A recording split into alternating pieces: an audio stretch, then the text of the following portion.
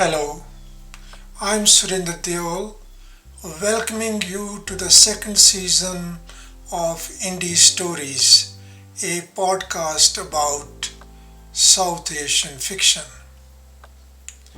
Friends, the summer is over, and I'm glad to be back after a few months' hiatus. Therefore, I pick up the threads where I left off. I want to thank the listeners who provided feedback for the first 14 episodes of this podcast.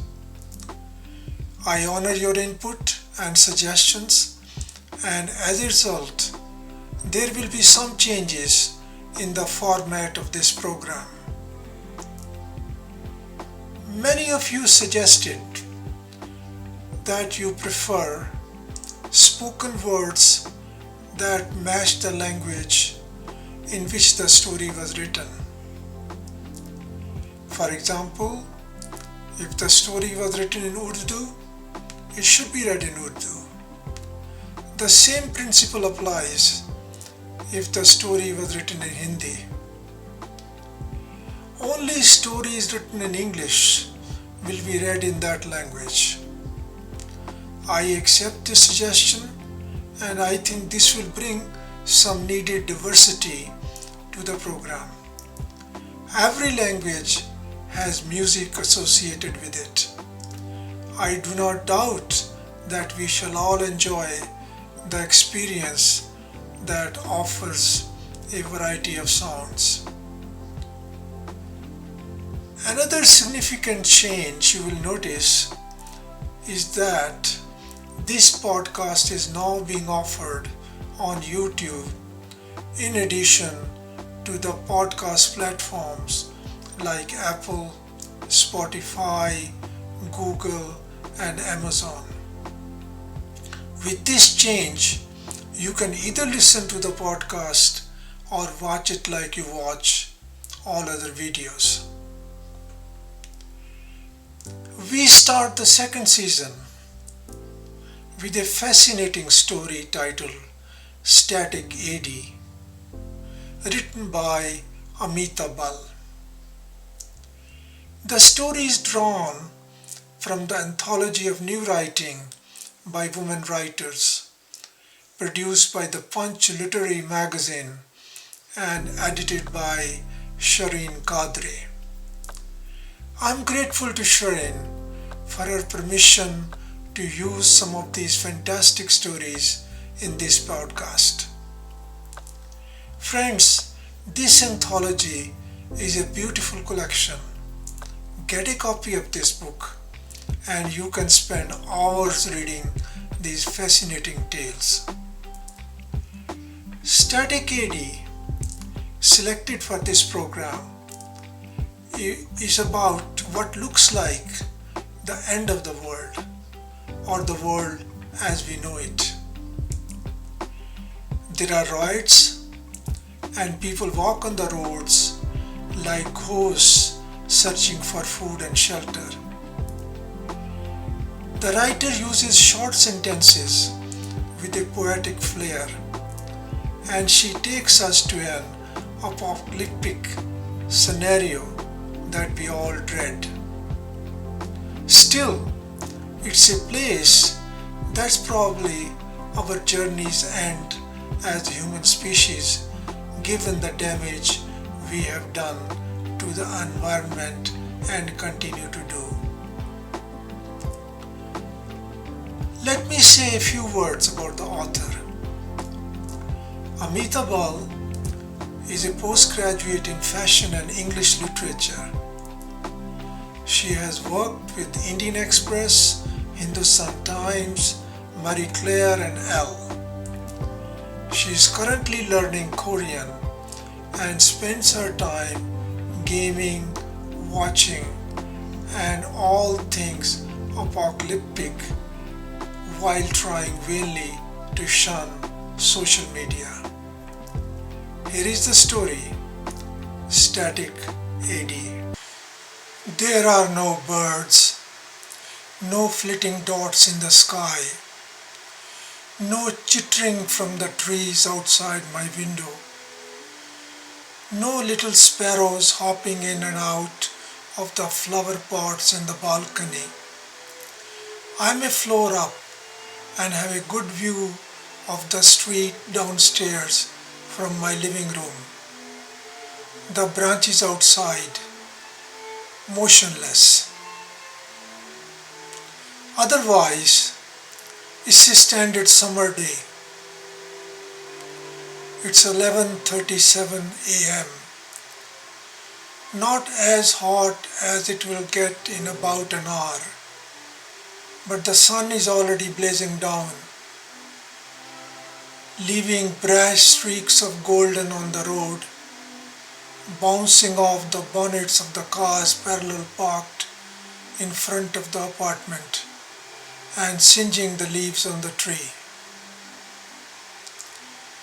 A man 2 houses down is wiping the hood of a car, not doing a good job of cleaning anything with his sodden rag. He's only making a show of work.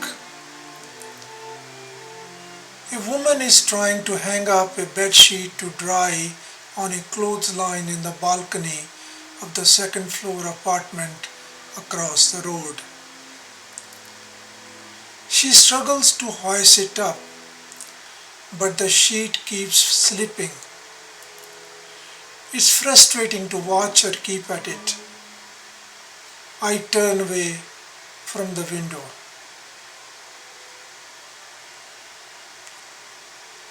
I haven't stepped out of my house in about a month.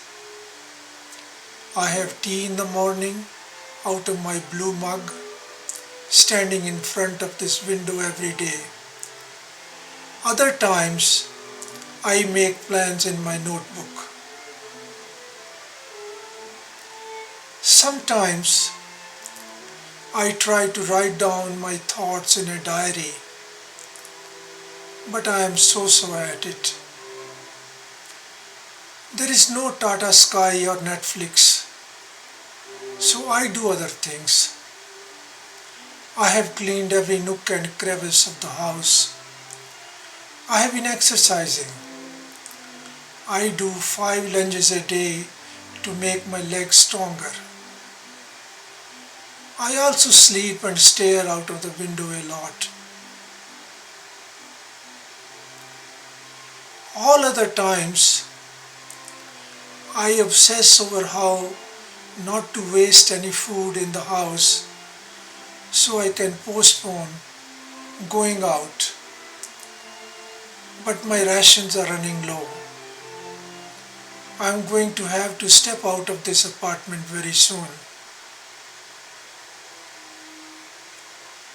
I have always been an ambivert. I love people, but I don't trust them. They are beautiful on their own, unaffected, alone their heads, being true to themselves. But put a person in front of another person and you have 2 monsters. Stick them all together on a ball spinning around a star and you have a blazing, spitting blob of anger, wanting and spitefulness that will gobble up everything in its vicinity. They sold their souls many times over in the fine print, buying this iPhone and that gym membership. Things make life worth living. To buy the fun, you have to sell the air and the water and the trees. After we sold our own share of the air and water and trees, we sold the birds and animals' shares. We received no strongly worded letter of complaint in English, so we assumed it wasn't a problem. The air and the water and the trees are only fun in words and ideas anyway. In reality, They are boring. Boredom is evil. Boredom is the villain. Without a villain, there is no story. Without a story, what's life? The things you own because of the ideas you have of yourself. If you earn more things, you will still holding on to more than one idea of yourself.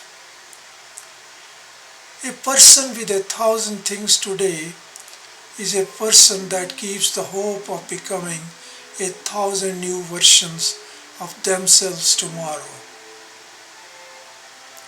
The Pinterest boards told us to be yourself. If I had lived different lives in different times, how much of myself would have remained the same? What personality traits evolve irrespective of circumstance? Could I have been a million different people in a million parallel universes? Aren't we all interchangeable really deep down? Could I not have been a pillaging, horse riding, sword swinging, evil laughing Genghis Khan in one life and time, wanting this person's silver pot and that person's pretty spouse? Could I not also have been a self-effacing, floor sweeping, bum wiping, head petting Mother Teresa in another life and time, giving this person a clean bedpan and that person a Catholic baptism? Do we not want to think of how I could have been a rapist in one life and a philanthropist in another? Is there no bag, shoe, wall art in the house that I own that could be proof of another me? Another me spawned by a different set of me's who copulated on a different combination of day, month, year and place. But if I am the me that I was always meant to be, am I this me because I've earned these lines around my eyes, the grim tilt to my mouth, the graying at the temples? Which of these body scars and this grey hair has played a part in making this specific me at 35 years of life? Or am I only made of the stories I inherit and then make up? My family's accumulated story form the fabric on which I have patchworked my own half-assed life experiences.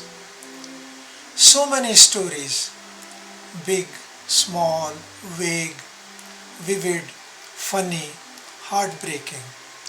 Small braveries, big cowardices and prejudices, surprise kindnesses.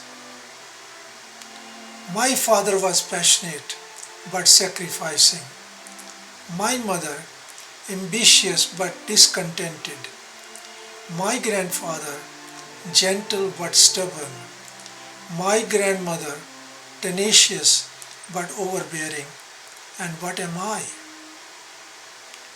I am stuck in this apartment, looking out at the auntie still trying to hang up the bedsheet, and she is not always there.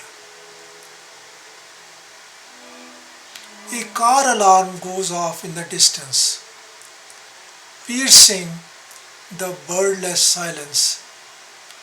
Judging by the sound, it's about 100 meters away, perhaps in the lane parallel to the one I am on. I stop what I am doing, which is burying myself deeper in my head with every passing hour, and go to the window. There is no one outside now. The street is deserted. I decide to take stock of the food remaining in the kitchen. There is no milk or bread left, But I still have 4 potatoes, 3 onions, and 2 packets of instant noodles. In one corner of the kitchen shelf are 2 cans of unopened cat food. I think of Luna. Luna disappeared a month ago. She was in the habit of roaming the neighborhood at night and returning in the morning, often with a present, a dry leaf, a stolen sock, even the occasional dead bird or mouse. It's been 18 days since I last saw her. I keep my ears peeled for a meow or a scratch at the door. Thinking of her lost or hurt makes my heart feel hollow. So I tell myself she hasn't returned only because she's on a neighborhood bird extermination program. She's the reason there are no birds out there today. It is too bad for the birds, but Luna must be stuffed and basking in a food coma high up on a wall somewhere.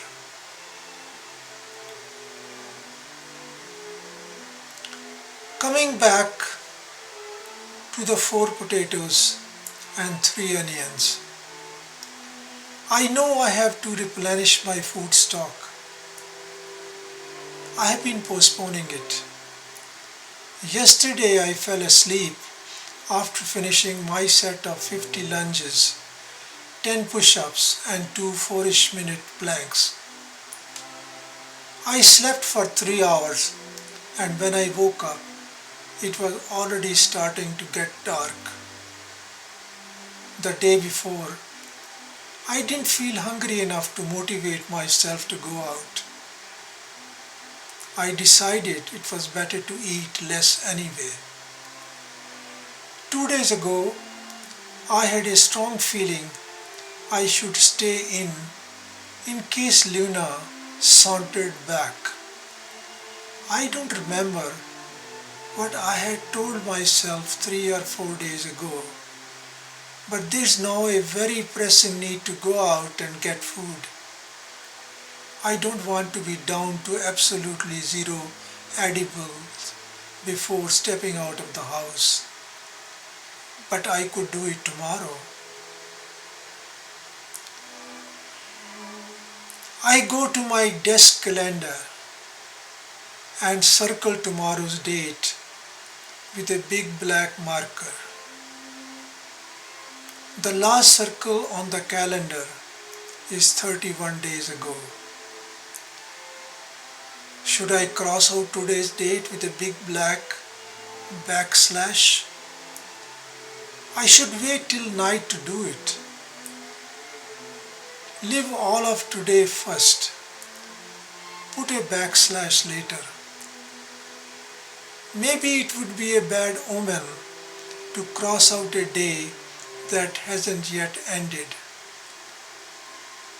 Maybe it would mean I would die before the day ended. Crossing out a date on the calendar is basically crossing out a day in my life. Okay, I will live it first. How should I live it then? I could drink that last can of beer I was saving, which now holds not just beer, but a whole lot of my emotional investment. I have held on to it for so long that both the beer and the emotions are currently running on lukewarm. Lukewarm is fine. It is just something, right? That's why I'm still holding on to it then. The beer tastes good. A chilled can holds less beer than a room temperature one anyway. Tepid beer takes longer to drink, feels fuller in the mouth, gives more bang for the buck. Lukewarm ensures you don't rush it. Lukewarm doesn't obscure details.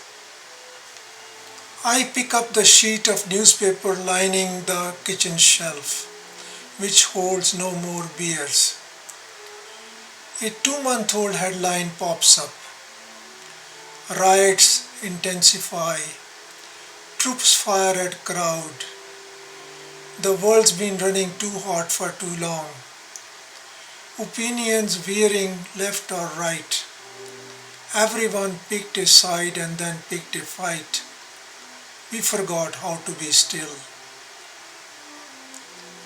Remember the satiation of stillness.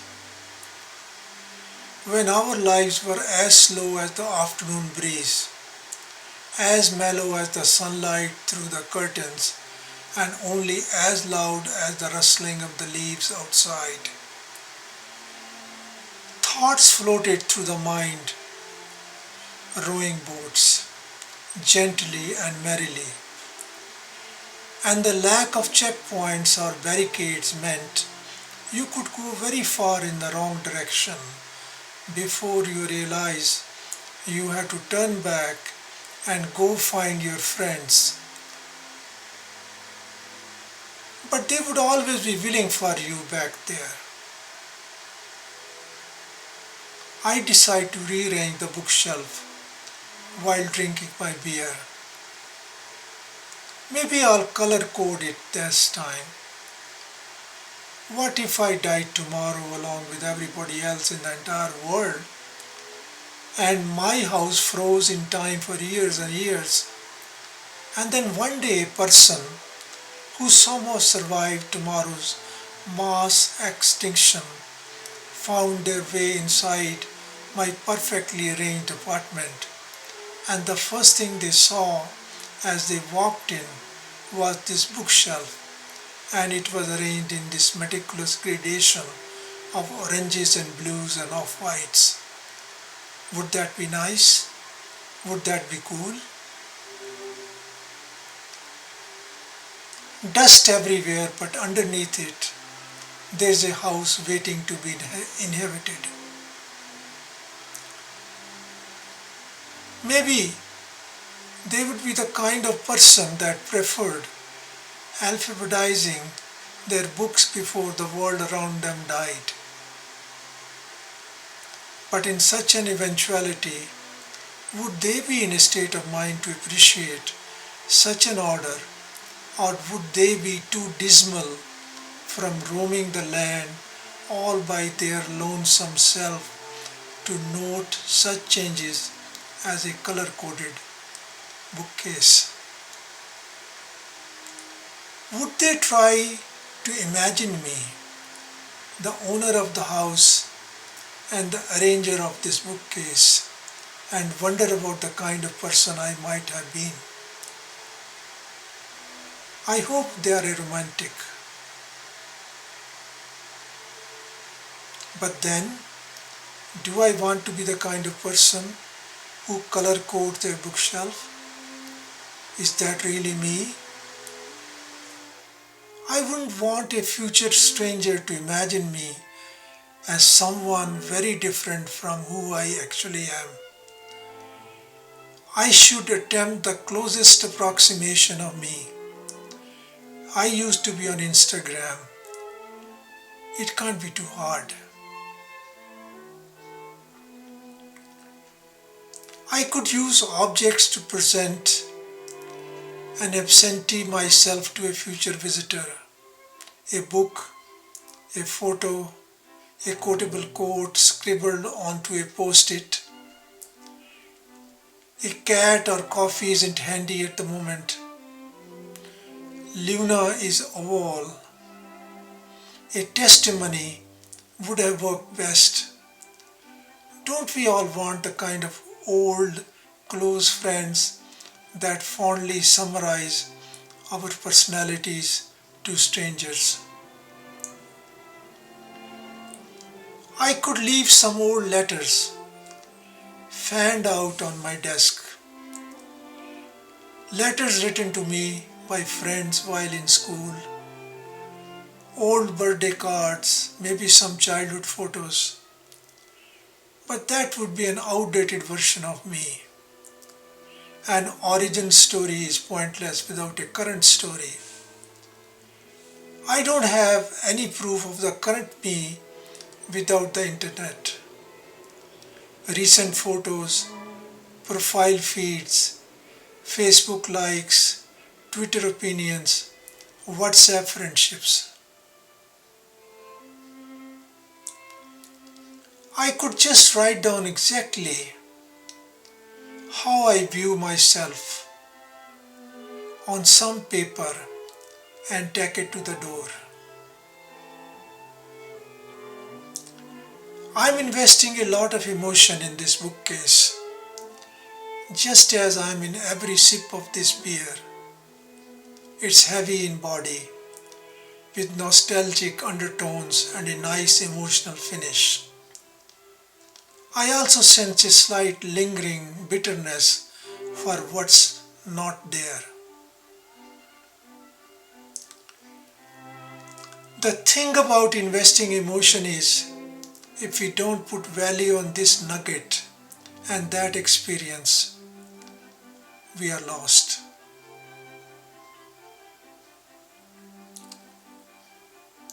We forgot how to feel the good feelings, and then we chose to forget that we forgot. All that remained was rage. Rage to your right and then rage to your left. But the center was left hollow, and that's when it came, the end of the world.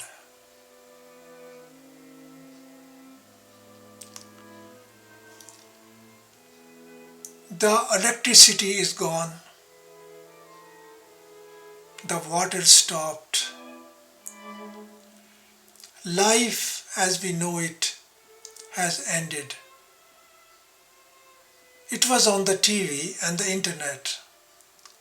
The videos and photos of the first phase of mysterious mass deaths, the second phase of rioting and total societal breakdown, and then the deluge of isolated experiences and theories from solitary survivors, all before our electronic gadgets went on the blink. I have been here for 31 days, only with myself. For 31 days, I haven't pressed a play, like or a send button. I haven't typed or heard any words except the ones in my head. There are no buttons left to press. It may be time.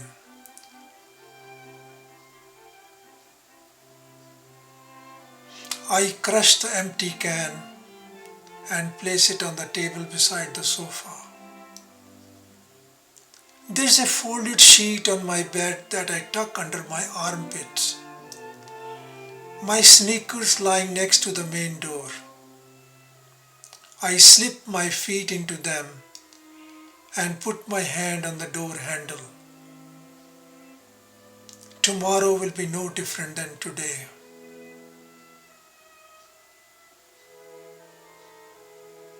I undo the double lock on the door and twist the handle.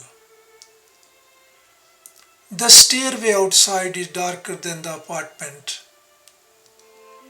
So I push the door wide open to let the late afternoon light from the apartment window into the staircase. It's one flight of stairs down. I walk past the closed doors of the empty ground floor house. The landlord had neither lived there nor ever rented it out. The locked door is a familiar sight. I open the main door that feeds the stairwell, and daylight streams in.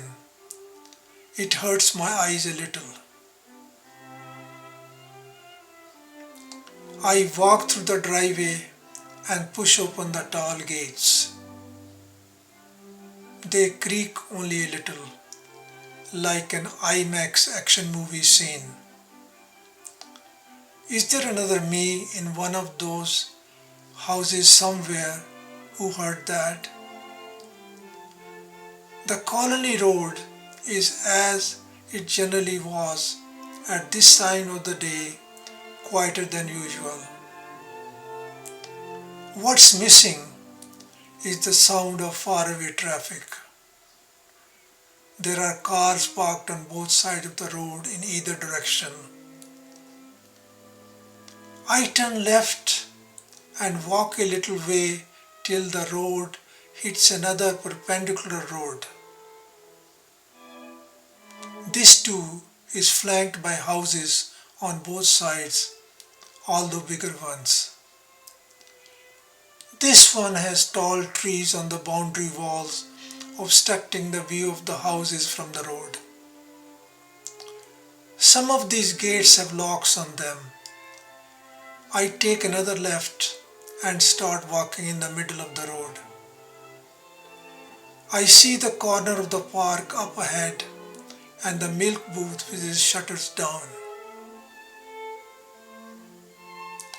Once I reach the T-point, I pull the sheet out from under my arm and spread it open in the middle of the crossing. I lie down with my hands tucked under my head and look up at the sky through the arching branches. It is still blue. The sun is now hiding behind the gulmohar at the end of the road, and a gentle breeze sneaks in. The leaves of the amalthas in its yellow summer glory start to rustle. Is this enough?